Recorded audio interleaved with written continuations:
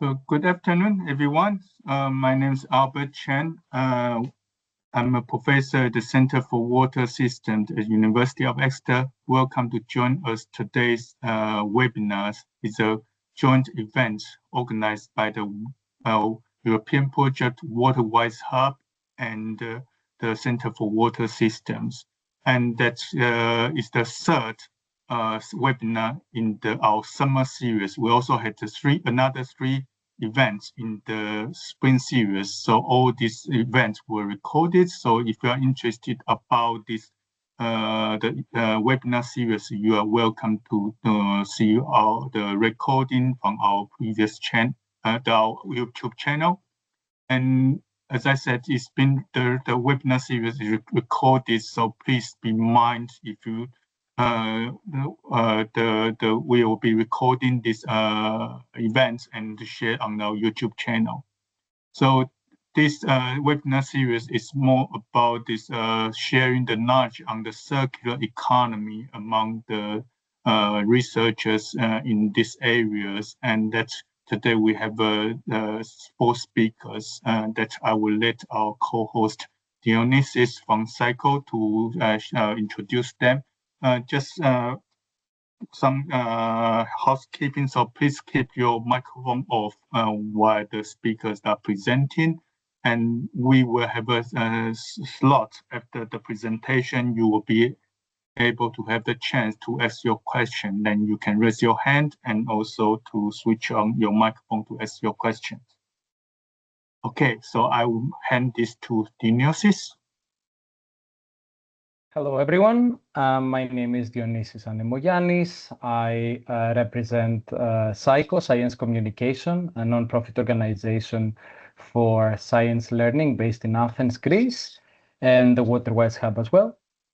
We are elated today to be hosting and presenting the work of another fellow EU initiative, Boostin. Boostin is a project whose core mission lies very close to that of the Waterwise Hub. The project promotes circular water innovation technologies and supports governments and institutions in making the right decisions and changes in order to adapt and adopt these solutions. And we're especially happy to welcome four speakers from the Boostin projects that will tell us all about their work in the project and also specifically touch upon the topics of knowledge transfer and more specifically the educational material they have produced through processes of collaborative design, co-creation, and stakeholder involvement. So I would like to introduce Angela Mango. She's the Senior Project Manager and Director of Communication and Marketing Strategy at BioAthul. We have Maria Schrammel, who is the Head of Technology and Knowledge Department at the Center for Social Innovation. We have Dr. Judith Feichstinger, who is a senior researcher and project manager at the Center for Social Innovation, and Stevo Lavnic, who is an environmental engineer and associate professor at the Alma Mater Studiorum at the University of Bologna. So with no further ado, I would like to hand the virtual microphone to Angela to kick us off. Great, thank you very much. Let me share my screen with the presentation mode. Okay, so thank you very much. Thank you to Waterwise Hub for hosting this webinar and for giving Boostin the opportunity to contribute to this series of webinar. Well, today, as Dionysis mentioned, we will focus on how co-creation and capacity building can support the uptake of circular water solutions. In Boostin, these activities are not isolated actions. They are part of a broader study to increase the impact, relevant, and practical implementation of our project results. Before going into the specific focus of today's webinar, I would like to start with a short video that introduces the Boostin project and the overall challenge we are addressing. The video gives a brief overview. Sorry, I think that you cannot hear. Give me a second. Give me a second. I need to stop and share with the audio. Sorry. Oh, give me a second. I have a new monitor. I'm very happy, but I have some issues. Give me a second. I try to. Angela, I think we could hear, but it was a low. The volume was low. Okay, let me try how to check it because I'm not sure what is the volume.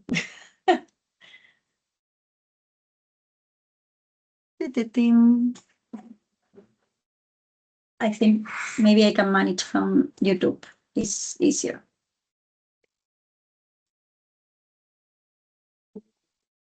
Europe faces growth. Yeah. So I think that now if I share.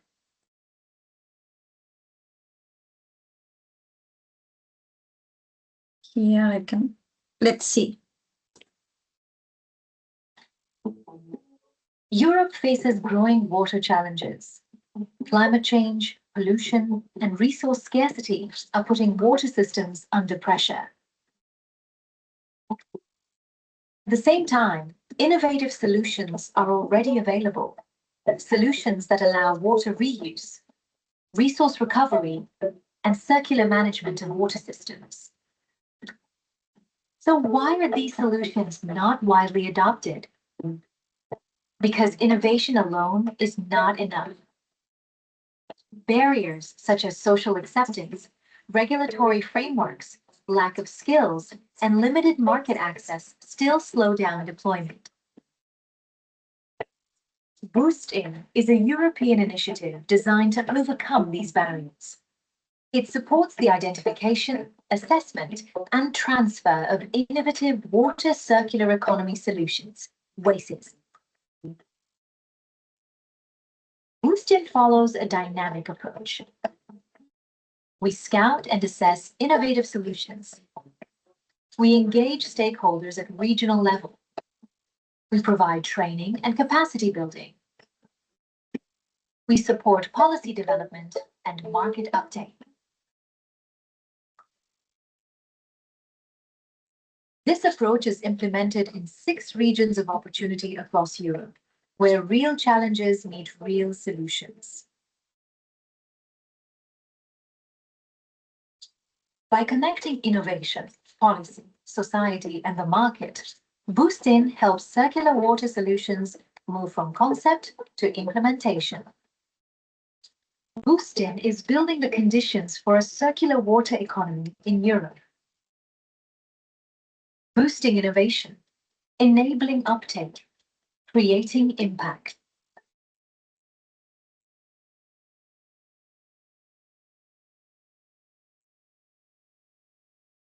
Okay. So I think I'm still sharing. Wait. Okay, so the video gives a brief overview of why boosting is needed and what type of solution we are working with and how the project aims to support their uptake. Oh, again, no. So as shown in the video, Boosting is a Eurozone Europe project focused on boosting the uptake of innovative solutions in the context of water and circular economy. The project does not aim to develop new technologies or new ideas. Instead, we work with existing solutions and trying to understand what is needed from them to better know, accept it, implement it, and scale it.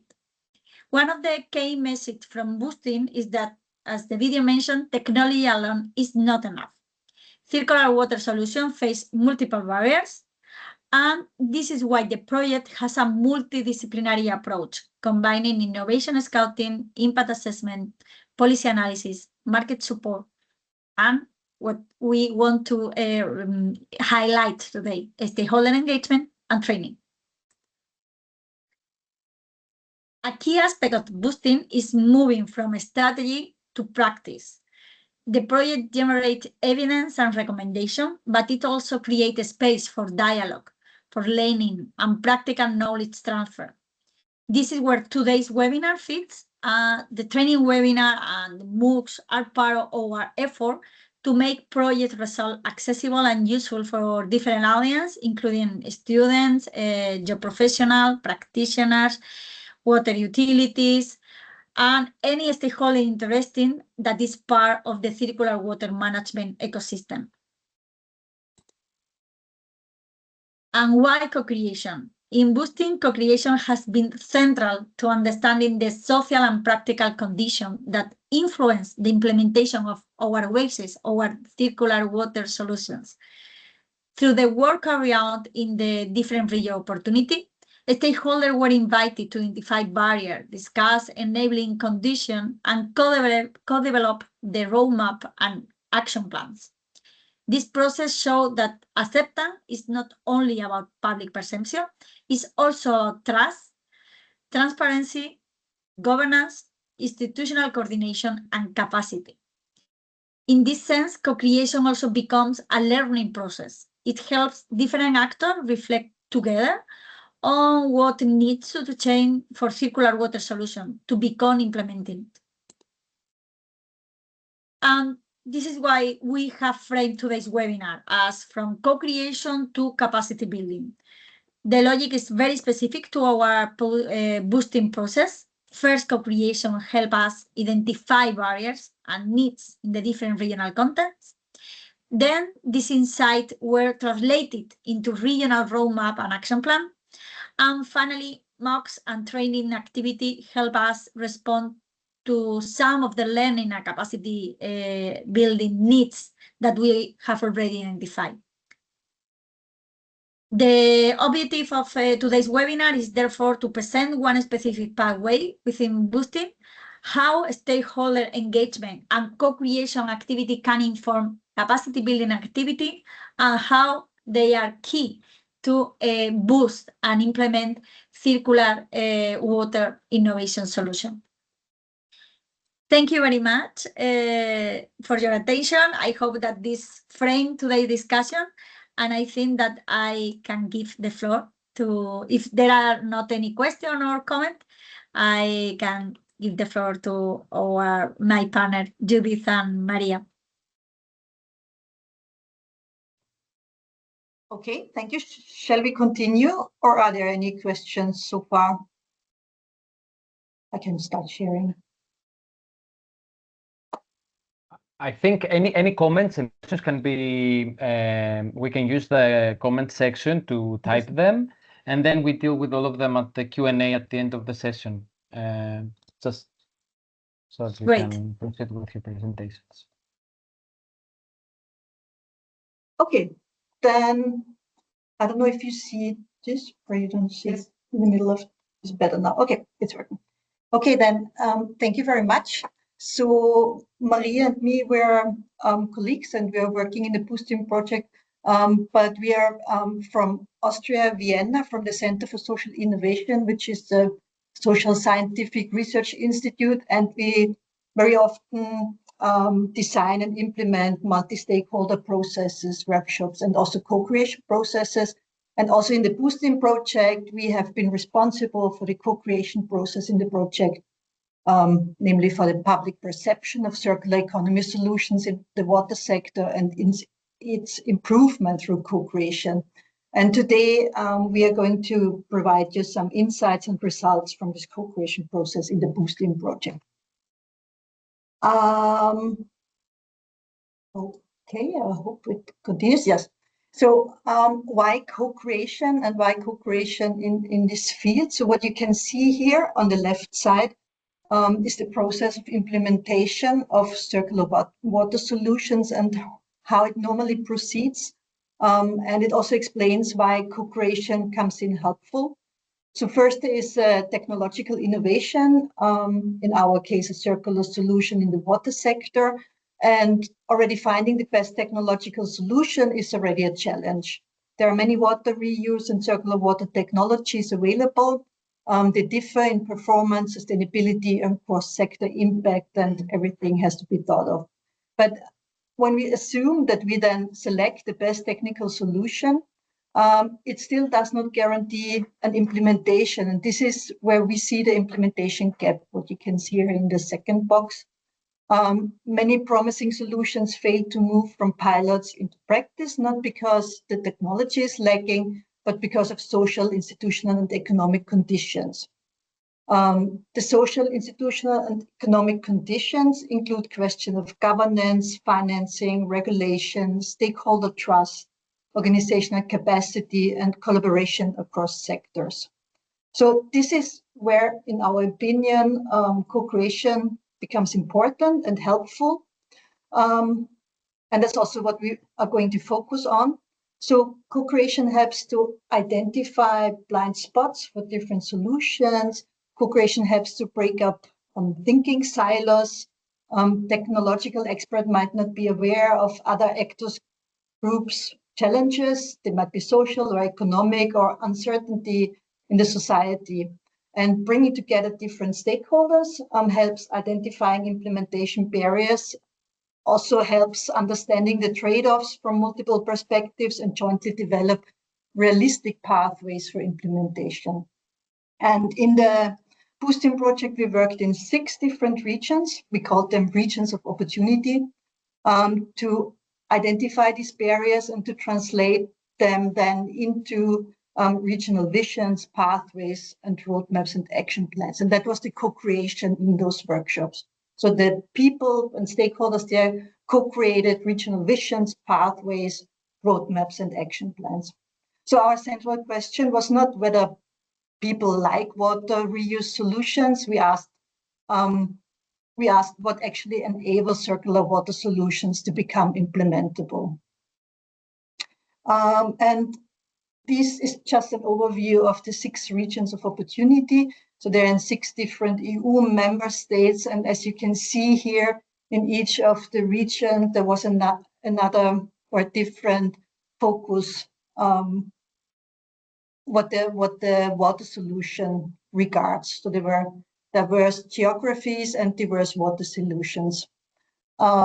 Like for instance, in Bulgaria, it was about metal recovery from mining. In Lower Saxony, in Germany, it was about nutrient recovery from wastewater. In the Mediterranean coast in France, it was indirect potable reuse. In Spain, in Andalusia, it was water reuse in agriculture, similar to the Italian region in Emilia-Romagna. Also about water reuse in agriculture, and then the Greek case was about industrial water reuse. So that was the diversity we dealt with in this project. And this is about the approach, the co-creation approach we had in this project. The first thing was that in each of the 6 regions, stakeholders were invited, and those stakeholders came from public authorities, from industry, there were farmers, from NGOs, researchers, and citizens. And then in each of the regions, 2 workshops were implemented. The first workshop was first about understanding the barriers for the specific circular water solution, and then co-create a shared vision. So where do we want to go with this water solution in our region? What do we want to achieve? And the second workshop was then subsequent to the first, where we really built on the results from the first workshop, and there were roadmaps and action plans co-created. So the roadmap was more the general strategy, and the action plan contained really individual activities that one could do there in this region to foster and strengthen the implementation of these water solutions. And after each of those workshops, we had cross-regional learning workshops, so where we exchanged between the regions. And before each of these workshops, we had something that we call peer-to-peer learning, where we aligned the workshop setup so that everyone was on the same way, and also how to report after the workshops. So altogether we met in those 12 workshops in 6 regions, 324 participants. It was a little bit more than 25 persons per workshop. Okay. Maria. And before we continue, Judith, can you mute yourself? Yeah, Yeah, when I find it. please. Yeah. Ich kann mich nicht muten. On the top. Here. Yeah, thank you very much. So before we continue with speaking about what makes co-creation succeed, really based on our boosting experiences and also which lessons we could draw for circular water transition from these co-creation processes, we would like to give you a short insight in what our stakeholders actually told us and a little bit what we could identify. So we synthesized the findings across all 6 regions of opportunity and try to identify the main factors influencing implementation. And here on this slide, you can see 6 domains, implementation domains. Within each of these domains, stakeholders identified both barriers and enabling conditions. So the first was trust, and this domain is not only about public trust in the safety of circular water solutions, but also trust between different stakeholder groups. Equally important, governance, and also equally important with institutional capacity. So stakeholders highlighted unclear responsibilities, fragmented decision-making, and limited administrative capacity to implement new solutions. We have also identified knowledge and communication challenges. These included technical knowledge gaps, but also difficulties in exchanging information between authorities, industry, and citizens in a clear and accessible way. And finally, 2 domains, the market conditions and the institutional capacity mattered. In many regions, stakeholders pointed to missing economic incentives, certification issues, or uncertain business cases as barriers to implementation. So the key message is that acceptance cannot be explained by public perception alone. Whether a circular water solution is implemented depends on the interaction between these implementation domains. So the interaction between trust, governance, knowledge, communication, market conditions, and institutional capacity. Next slide, please. Additionally, the implementation differs by context rather than following one universal pathway. We have identified 5 enabling pathways addressing the aforementioned implementation domains, which came up again and again across the different regions of opportunities. Communication and awareness, for example, this is not only about generic awareness campaigns, it's rather about accessible language, labels, traceability, things that make a process legible to a non-expert. Stakeholder engagement, so it's about multi-stakeholder platforms and co-creation itself. So this is very important for us to mention here, as the method we used in the workshops is also the solution stakeholders asked for. Demonstration and visibility, pilot projects and site visits, to do pilot projects and site visits, because really seeing a working example does more than being told it is safe, for example. Education and capacity building is about training and professional upskilling, which is the direct bridge to what we will hear about the MOOCs later on. And governance and coordination was about regulatory clarity and defined responsibilities. So important to tell is that the co-creation creates more than, it's the next slide, sorry. That co-creation creates more than roadmaps. We had some expected outputs we were planning to do, and we also reached that to develop regional roadmaps, to develop concrete action plans in each of the regions of opportunities, and also to come up with policy relevant recommendations. So for this, our co-creation processes served well, but we also observed outcomes that went further. The co-creation processes also helped us to build trust between different stakeholder groups. It supported a shared understanding across the different stakeholder groups. It strengthened institutional learning in the regions. And it also helped to build a new cross-sector, networks. So Yeah, here we want to say that co-creation serves not only as a method for strategy development, but also as a mechanism for enhancing legitimacy and building community and capacity for future transitions. And so with this short summary, I hand over to Judith again, who will tell a little bit about what makes co-creation succeed.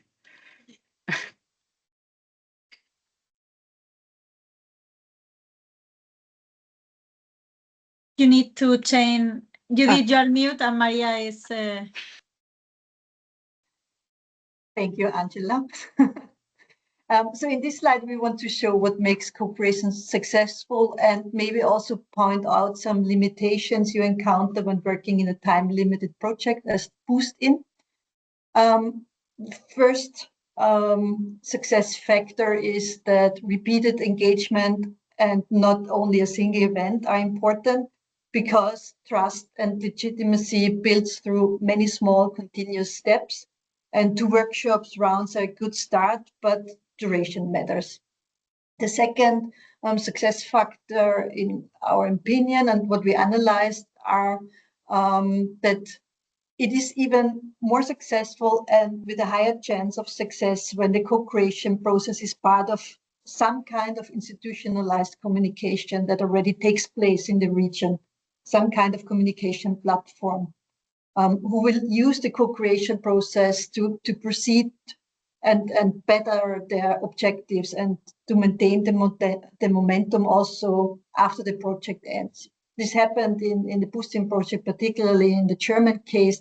There is already a community of practice, and they will continue working with exactly those issues. The third success factor in what we learned, I think, is that it really needs genuine stakeholder diversity. It's important not to invite more people for its own sake. It's really important to combine technical expertise, local expertise, and societal perspectives. Because this actually then makes it happen that you have mutual learning, that you can produce mutual learning. The fourth success factor is then real influence. Participants need to visibly shape decisions through vision building and creation of strategies or activities, and not just be consulted after the fact. So time helps, but institutionalization, genuine diversity, and real influence are what turns a good workshop series into lasting change. And also our roadmaps and action plans are a direction for further work, but not a finished product or process.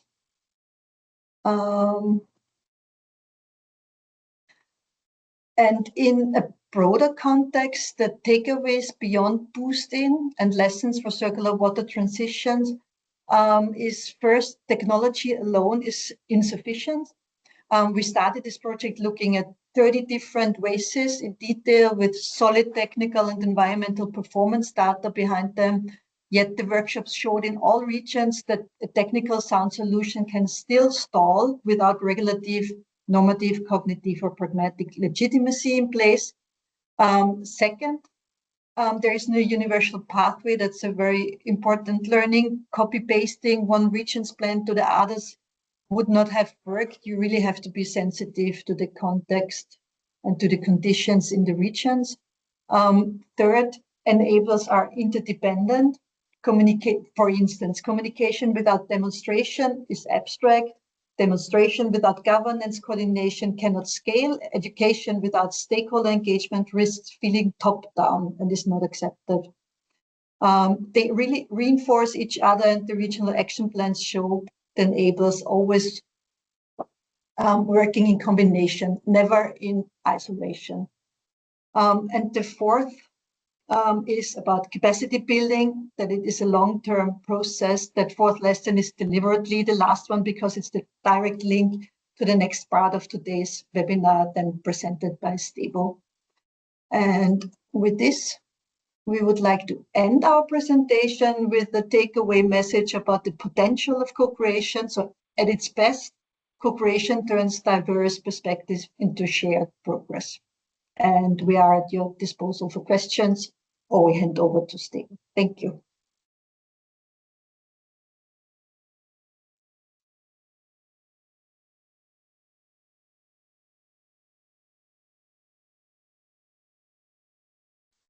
Do you want us to answer the questions later after the entire session or right away? I was about to say, let's keep the question in the backlog and we tackle this after Stevo's presentation. Okay. Along with So anything Sarah else. will, okay, then we will answer your question later, Sarah. But keep them coming as well. If you have any questions, please type away. Okay, so I can go on. I'm Stevo Lavric, associate professor at the University of Bologna, and I will be talking about some outputs of the project that were connected to the previous presentation that you saw. So basically, in the first presentation, you got the overview of the project. In the second presentation, you saw co-creation process and what kind of aspects were identified that can be improved. So in this presentation, we will focus on massive open online courses and training that Boosting project organizes. Since we saw that basically the knowledge on water use and circular water management is something that we should really work on. So the objective was basically to collect all the knowledge that the project has and translate those into training so that different water professionals can acquire skills that are useful for water use and circular water management. What we wanted to achieve is basically to explain well the difference between the traditional and circular model. So basically unfortunately, how in still many aspects we treat water is traditional model, a linear system. So we extract water, we use it, and then we discharge it. We basically regard it as a waste, and we dispose it. Circular model, on the other hand, is proposing a more sustainable approach. So we regard water after being used as a resource that can still be of value. So we have water, we have nutrients, we have energy. So all those materials that can still find to use after being used before. So that's what we wanted to achieve. Massive open online courses, MOOCs, were chosen as a way to move beyond one-time training. So basically, they have different benefits. The MOOCs, open online courses, can help us to reach wider public. So we don't organize a course in a specific time, but you are flexible to follow the course whenever you want. If you want to do it after work, if you want to do it in the morning, you are totally flexible. You can follow the course at your own pace, and you can focus on the content that you consider the most useful for your specific case. The MOOCs also have a benefit to give common language to different kinds of stakeholders. So when we are talking about water use, we are talking about different types of stakeholders. We have policymakers, we have engineers, we have farmers, we have many different types of stakeholders that don't speak the same language when we are talking about water use. So it's really about giving them the capacity to talk to each other and to decide by themselves. And moreover, another important benefit of MOOCs is their long-term impact. So they are basically available beyond the project lifetime and beyond the single activities. Why we decided to do the MOOCs on water use? Because basically we saw that there is a lack of understanding what water use, what circular economy in water sector is. So we have different problems that we are focusing on as a society. We have water scarcity, we have climate pressure, all those problems that push us, not only Europe, but the whole world, to rethink how we are managing water resources. There is important knowledge gap about these problems. So there might be solutions, but they still face a lot of barriers. So we, as a project, as Angela explained before, we identify different innovations that are useful for water use. And those are technological solutions that may be function, but they face other kinds of barriers. So stakeholders who could benefit from those technologies don't have enough knowledge on water use. We have problems with public perception of water use, the governance readiness, and so on. And therefore, these MOOCs can give us flexible training for different stakeholders to help these innovations to overcome the barriers that they are facing. We made 2 MOOCs as a project. So we have the first one that is towards the circular water future, and the second one that is called Managing Risk in Circular Water Systems. They both talk about water use, but let's say that the first one is more the initial entry point. So we are giving the basics on water use. In the second one, that is a bit more advanced, we are talking about implementing water use, what kind of risk we are facing when implementing water use, and how we can control and manage that risk in a successful mode. As for the first course, as I said before, it's more like a starting point. So we give different principles of water circular economy. We are talking about traditional circular water systems. We are talking about boosting technological innovations. So these are all important points when we want to connect really the technical and social dimensions and enable different stakeholders to talk to each other. The benefit of this kind of training of this specific MOOC, we have different modules that we will see shortly after. So you can follow modules that you prefer. They consist in short video lectures, in readings and fact sheets, and we also have a self-assessment quiz to check how you're progressing and how much you learned. In the MOOC 1, we have 6 modules in total. So the first one is giving the basic concepts on water use, the global and EU perspective, and how we can make the transition from traditional to circular systems. In the second module, that is more technological, we are talking about technologies that can be used to reclaim water, to treat wastewater up to the quality needed for reuse.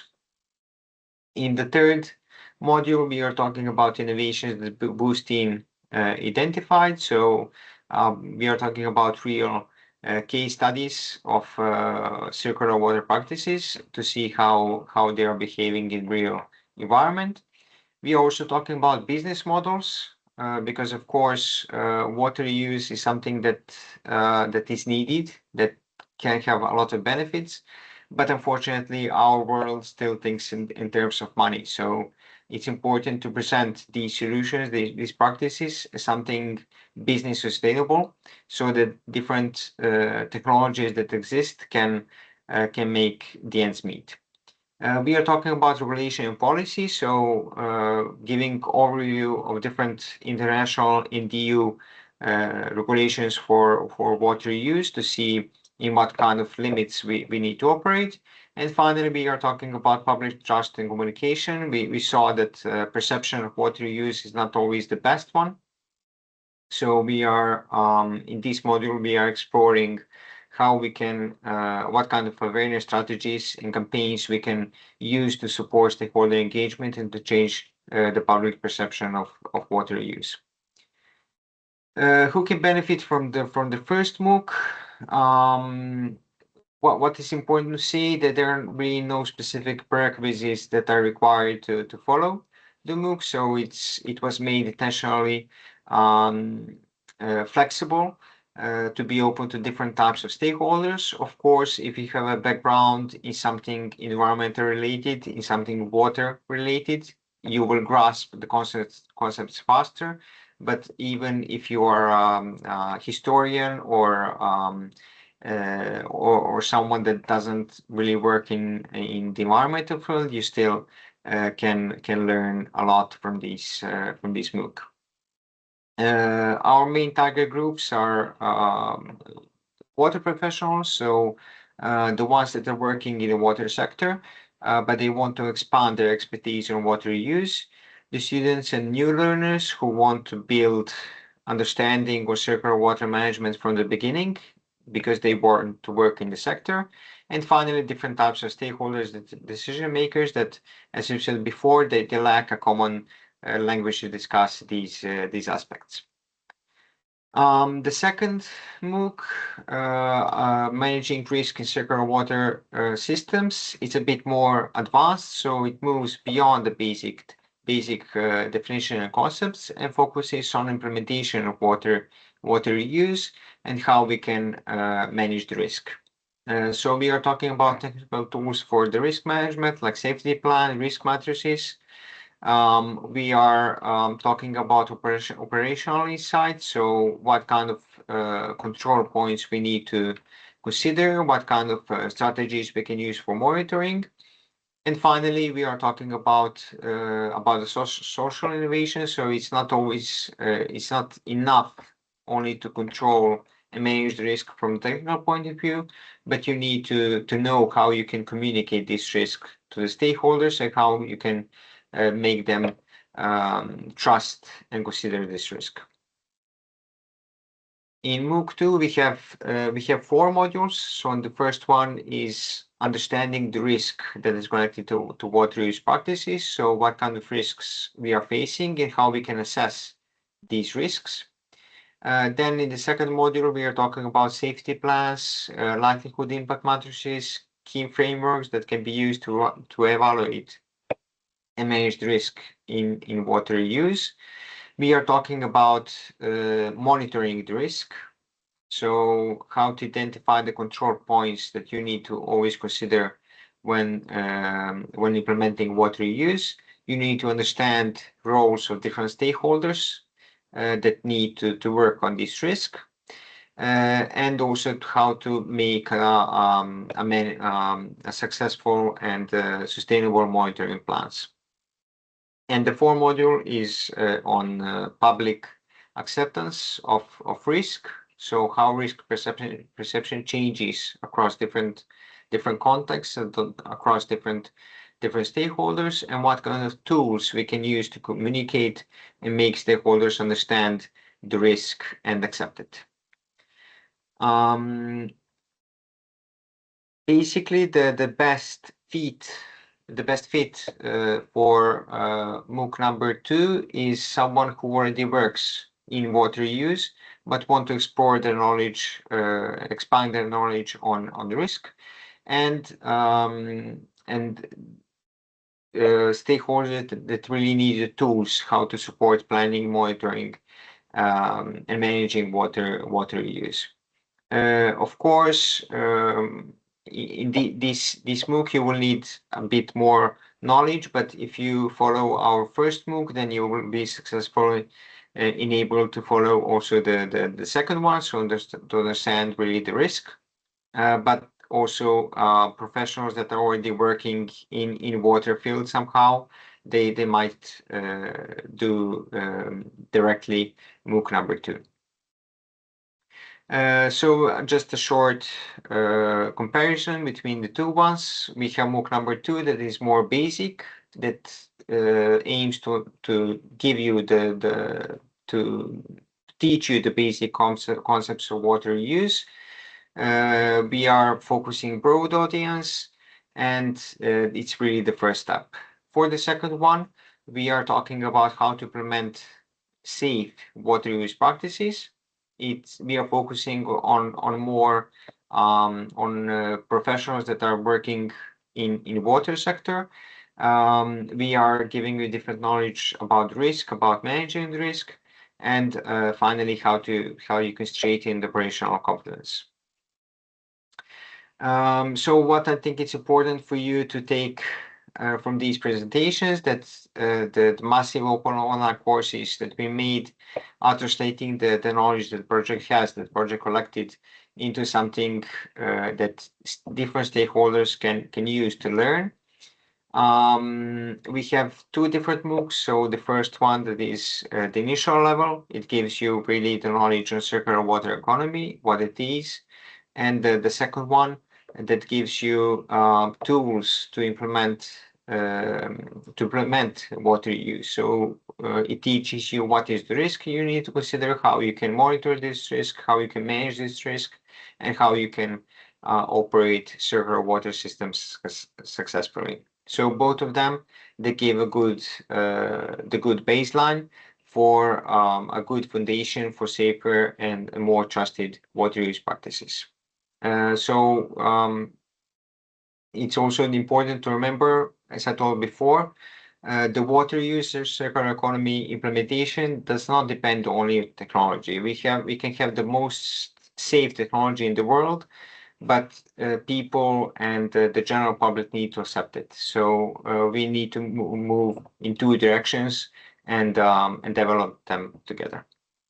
So thank you very much. Not yet. If you want to access these MOOCs, you can use the QR code that is on the right, or you can use the link that is below. So it's University of Bologna website that gives different MOOCs. So there is a catalog of the different ones, and once you register, you will be able to access our MOOCs on water use. You have two of them here. The managing risk in circular water system is the first one, and also the second one. So this time, thank you for your attention. If you have any questions, I will be more than glad to answer. Perfect. Thank you all four of you for these very insightful and very well structured presentations. I think all of us have a much better understanding of the process you followed and the methodology and that led to the creation of these MOOCs. So thank you once again. We have quite a few questions actually in the chat, which is always great to see. People seem to be very interested in both the the development process of these co-creation workshops, but also in other general questions that relate to how you approach the development of the project. I would say maybe let's try, so that we can tackle all of them. Let's try to give concise answers as much as possible, wherever possible. What I'm going to do is I'm going to read the questions and then you go ahead and reply accordingly. So first question is from Sarah, and it's for Judith and Maria. What tips can you give for recruiting stakeholders to engagement events? Do you compensate them for their time?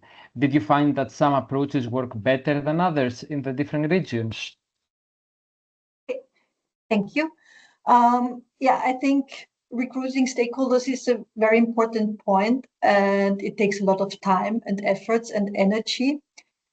In the Boosting project, we haven't ourselves recruited the stakeholders. It was always the leaders in the region of opportunity.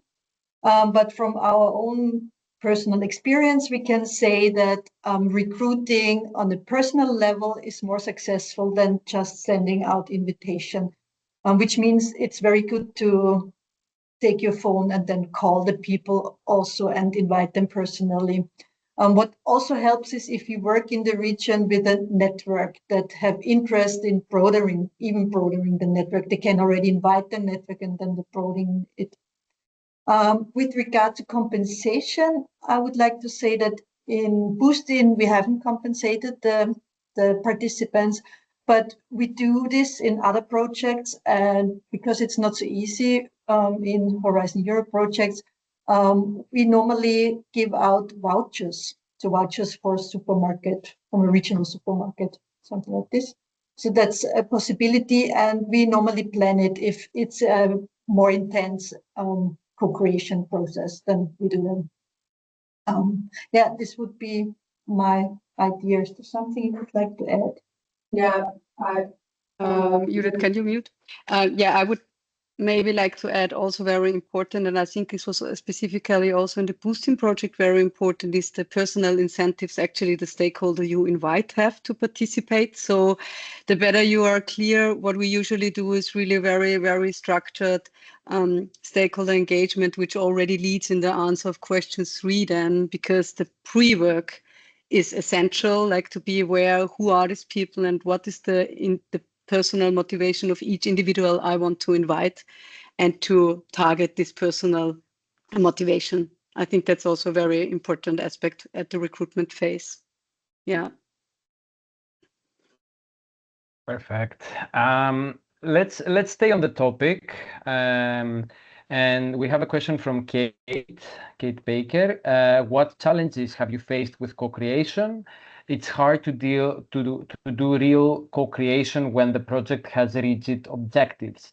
It creates a top-down structure where things are done to the community stakeholders rather than in collaboration.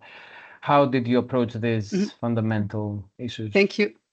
Thank you for this very important question. I think here it's very important to not only promise co-creation processes, but be very clear why to choose this approach in a project. And so the goal of the co-creation process and the co-creation workshop has to be very clear. And even so, a project might have rigid objectives. I think all the projects have. These are usually much bigger than, so the co-creation process and the co-creation workshops are smaller parts that contribute to these objectives. And sometimes it's actually, you have to give some kind of framework to the people. So this is our target that we work on, where we collaboratively want to develop something. But if you rather have an already finalized I don't know, pilot idea, whatever, where you want actually just to get the okay from the people, I think it's important to be transparent and not call it a co-creation workshop, rather call it a validation workshop, for example. So this is also totally fair enough to do, but it's just something different. It's always very important to be clear about what is my goal and why do I choose a co-creation process. I hope that answered the question. Perfect. Okay, I will give you a break and move to a question about the MOOCs for Stevo. So this is from Sarah again. What software was used to create the MOOCs? What measures have been taken to ensure the sustainability of the MOOCs? Will the modules be updated if a new legislation comes to effect after the end of the project? Yes, it's a very good point.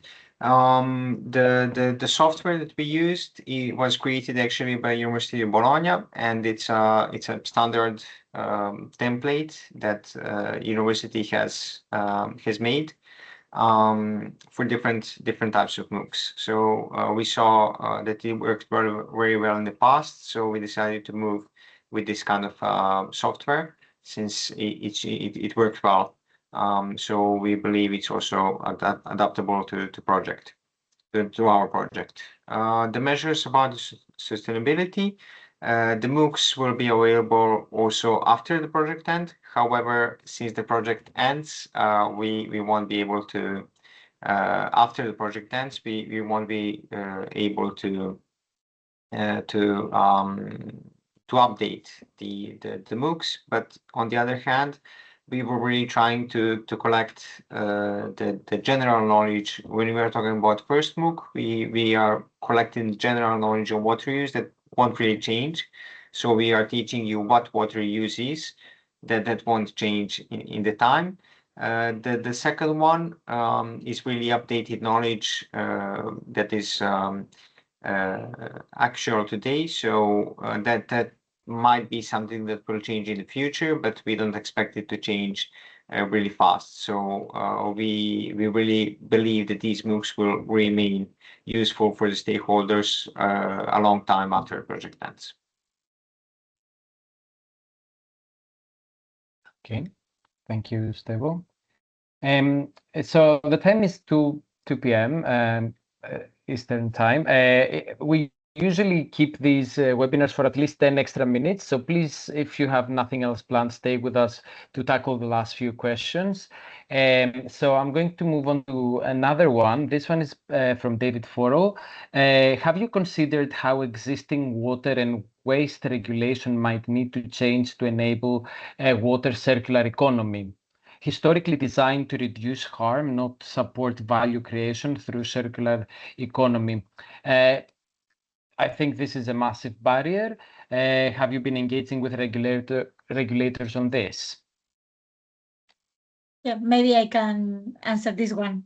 Because, well, I think this part, David, I see that you make a couple of questions. I think that you are very interested in the project. So please feel free to connect me if you want that we discuss later. But this part also it had been considered in the project because we have all this part more related to the policy, where we have been working in policy recommendation. For example, we have some report that we will share indeed, where we have been collect the actual regulation and how is needed to be work or not is how the innovation that we look for highlight in our database of circular economy solution, how they need to work with the policy, with the actual regulation in order that they can jump to the market.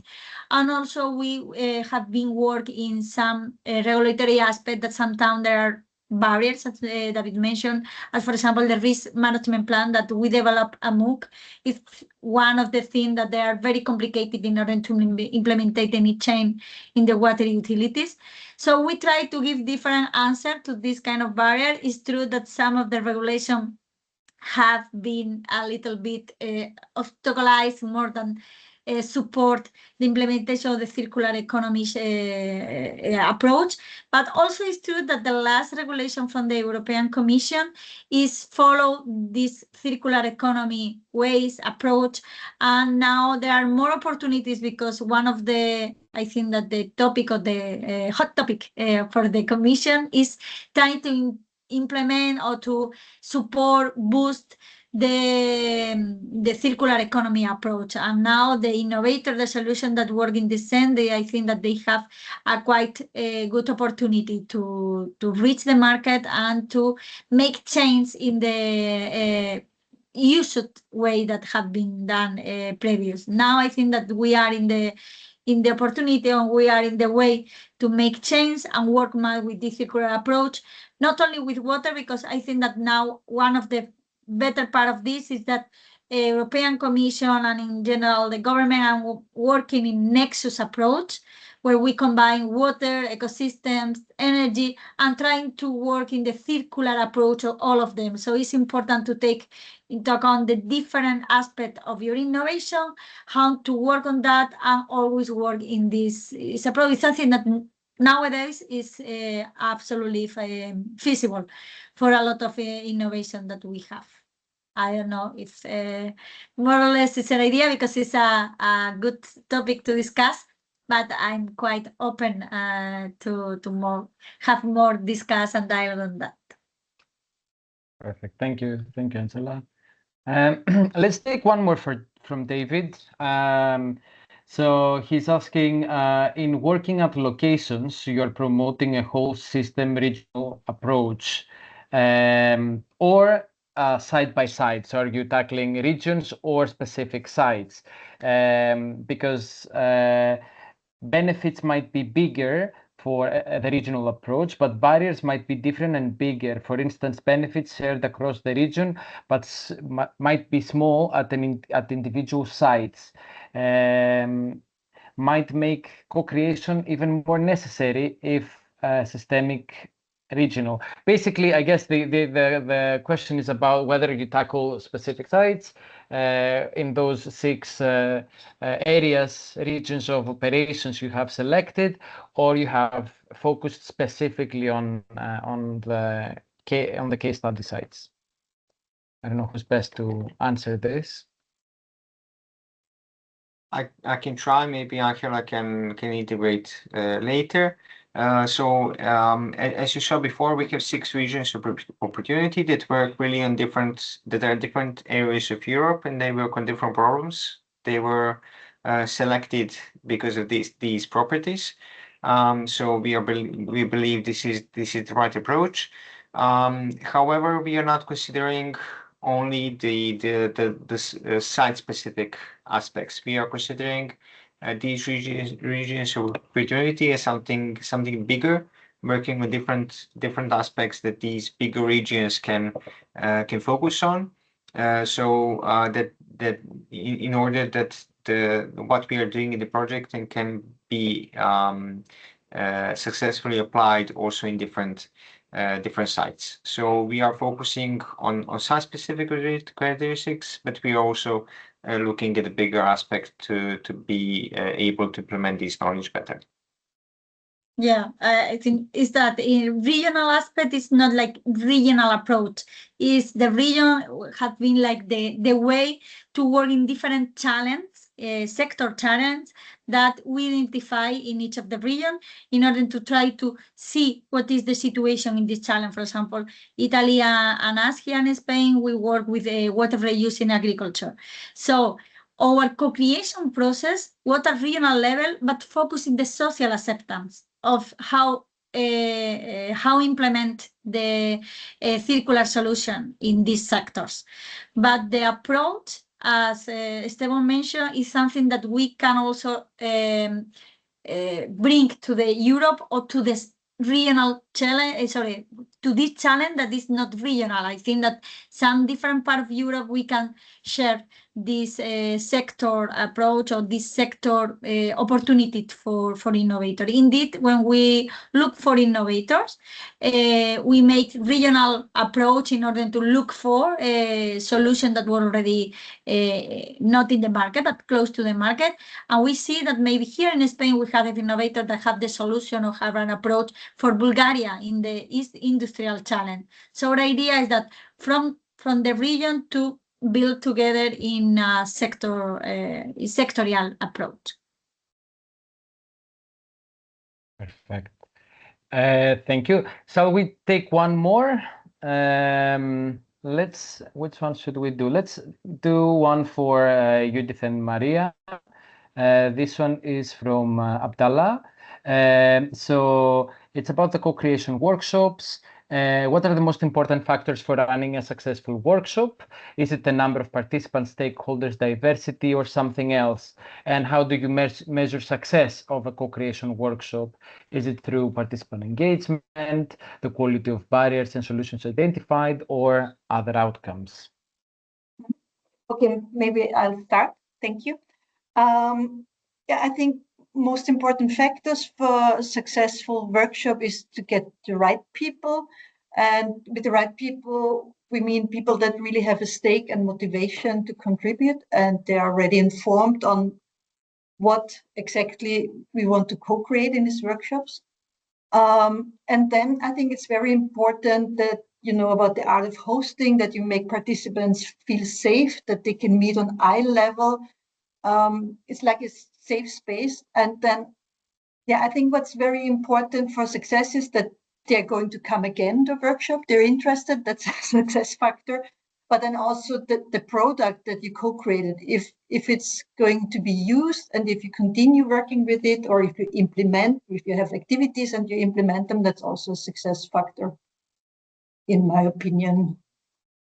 Yeah, I think that's it. Yeah. I think that's also like, can you mute? Sorry. I just wanted to add like how to measure, because the question also asks how to measure success of the co-creation workshop. It's always, I think, Most important is to be very clear about the goal of the co-creation workshop, what we said before, and that all participants are aware of that and successful. It is successful when the output is a result that the group there continues working with or is able to continue to work with. So the success of the co-creation workshop is rather measured by the participants than by us. So I think it's never a success factor to say I had 30 people being there, because if I have the right 12 people, I can have a really successful co-creation workshop rather than having 30 people randomly just having time to be there, for example, to tell, yeah. So the and this is what I wanted to add. I think everything else Judith has said. Perfect. We still have quite a few questions we haven't managed to tackle, but I would encourage maybe, since you have already shared your personal emails through your presentations, people can actually get in touch with you or use the general boosting email to contact you and have maybe a lengthier conversation about the very useful resources you have developed. I will also mention that the MOOCs are also available via your website. Is that correct? You have Yes. Yes, they're all connected there. So I guess it would be very interesting for people to have a look there and see if there's anything interesting for them, maybe enroll and participate. That's all on my end. Maybe Albert would like to close the session.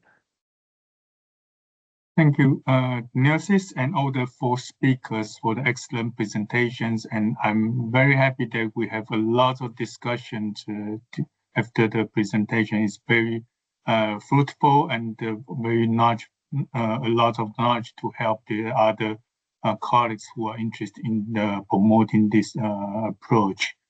So please do join me to thank to the speakers again for the excellent presentation. If you can use the React in the Teams.